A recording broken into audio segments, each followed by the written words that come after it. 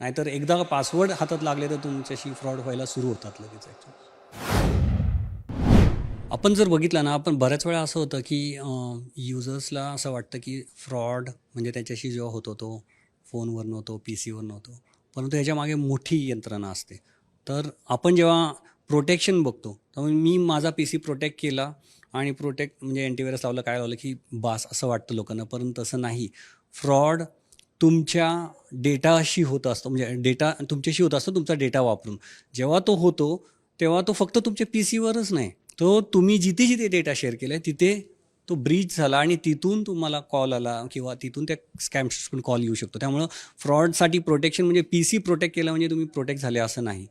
तुम्हाला P C बरोबर तुमची डेटा प्रायव्हसी, जे काही तुम्ही डेटा शेअर केला आहे, तुमचे डार्क वेबवरती मॉनिटर करणे, डार्क वेबवरती कुठे कुठे तुमची सेन्सिटिव्ह इन्फॉर्मेशन अवेलेबल आहे ती मॉनिटर करणे खूप जरुरी आहे. आणि आजकाल ज्या लेवलचे फ्रॉड्स होत आहेत त्यासाठी हे खूपच इम्पॉर्टंट झालं आहे की तुम्हाला तुमचं काय काय कुंडली अवेलेबल आहे डेटा हे डार्क वेबवरती आणि त्याच्यावरती कसा कंट्रोल करायचा हे माहिती होणं जरुरी आहे. आणि ह्याच्यासाठीच हे जे काही आत्ताचं V26 आम्ही जे आता लॉन्च करतो आहे, तुम्हाला नुसती पी सीची प्रोटेक्शन नाही तर तुमची डिजिटली लाईफवरती कुठे कुठे तुमचा डेटा ब्रीचमुळे लीक झाला आहे, कुठे कुठे त्याचा मिसयूज होतो आहे, ही सुद्धा इन्फॉर्मेशन तुम्हाला मिळते. नागरिकांना एक आव्हान काय असेल की जेणेकरून डेटा ब्रीच होणार नाही, कारण की प्रत्येक ठिकाणी सामान्य नागरिक असेल, अगदी मग कॉलेजचा विद्यार्थी असेल किंवा ज्येष्ठ नागरिक, प्रत्येक ठिकाणी त्यांना डेटा तर द्यायलाच लागतो. येस. डेटा ब्रीच होणार नाही आणि त्या डेटाची सिक्युअर राहील याच्यासाठी काय काळजी घ्यावी? ह्याच्यासाठी मी एकच बोलेल, म्हणजे म्हणजे दोन गोष्टी महत्त्वाच्या बोलू शकतो की एक आहे की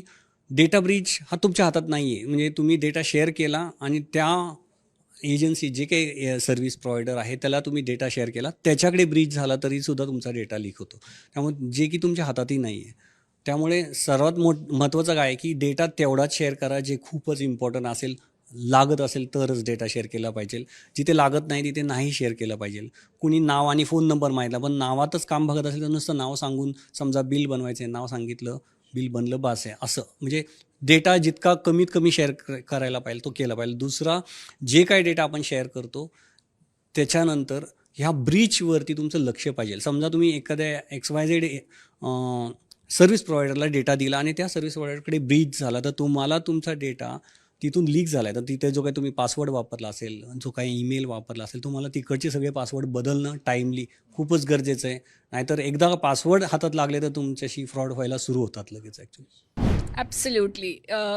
क्विक हिल व्हर्जन 26मध्ये इनफॅक्ट आम्ही फोकस केलेला आहे युजरच्या प्रिव्हसीवरती आणि त्यांच्या आयडेंटिटी, जी डिजिटल आयडेंटिटी क्रिएट होती, त्या सगळ्या पॅरामीटर्सला प्रायव्हेट ठेवण्यावरती आमचा फोकस भरपूर आहे. कारण फ्रॉड जो होतो हा एक इव्हेंच्युअल स्टेप आहे, पण तो फ्रॉड होण्यासाठी कुठे ना कुठेतरी आपली आयडेंटिटी कॉम्प्रोमाइज झालेली असते आणि ती अवेलेबल असते सायबर क्रिमिनल्सकडे आणि ती वापरूनच आपल्याबरोबर फ्रॉड होतो. So our focus has been to ensure की आम्ही डार्क वेब मॉनिटरिंगमध्ये भरपूर केपेबिलिटीज ॲड केलेत, जिथे तुमचा जर कधी आधारचा नंबर किंवा पॅन नंबर किंवा पासपोर्ट नंबर, फोन नंबर, नाव, ॲड्रेस काहीही असो, जे तुमच्या डिजिटल आयडेंटिटीला, जे तुम्हाला युनिकली आयडेंटिफाय करू शकेल, असं कुठेही लीक झालं असेल तर तुम्हाला रिअल टाईममध्ये ते अलर्ट येतो. अलर्टच नाही तर तुम्हाला काय करावं लागेल ते सिक्युअर करायला हे पण तुम्हाला सांगितलं जातं. आणि इव्हेंच्युअली तुमच्याबरोबर फ्रॉड न हो ह्याच्यासाठी every single thing is done. कारण आम्ही लास्ट इयर लॉन्च केलेला antifraud.ai, जे आता आम्ही सगळ्या पब्लिकसाठी कम्प्लिटली फ्री ऑफ कॉस्ट पण केलेला आहे, जो ॲप तुमच्या फोनवर बसतो, त्याचे केपेबिलिटीज आता आम्ही आमच्या क्विक हिल व्हर्जन 26मध्ये पण ॲड केले आहेत. सो प्रत्येक क्विक हिल युजरला फ्रॉड केपेबिलिटीज इन बिल्ट मिळतील आणि that is what is really new. Additionally आता आम्ही एक smart generative AI assistant Siya नावाचं लॉन्च केलेलं आहे. सो सिक्युरिटी हे इतकं कॉम्प्लिकेटेड कॉन्सेप्ट आहे, पण ते सिम्पल कसं करायचं. So you can start talking to Siya in everyday language. Normal शब्दात तुम्ही काहीही विचारू शकता आणि ती तुमच्या शब्दामध्ये तुम्हाला उत्तरं देईन, टू एन्श्युअर की तुमच्यासाठी राईट सिक्युरिटी, राईट सेटिंग्स काय आहेत, so that you are completely protected in your digital world. देश विदेशातील प्रत्येक घडामोडींचे लाईव्ह अपडेट मिळवण्यासाठी आता साम टीव्हीच्या सर्व सोशल मीडिया प्लॅटफॉर्मला लाईक, फॉलो आणि सबस्क्राईब करा.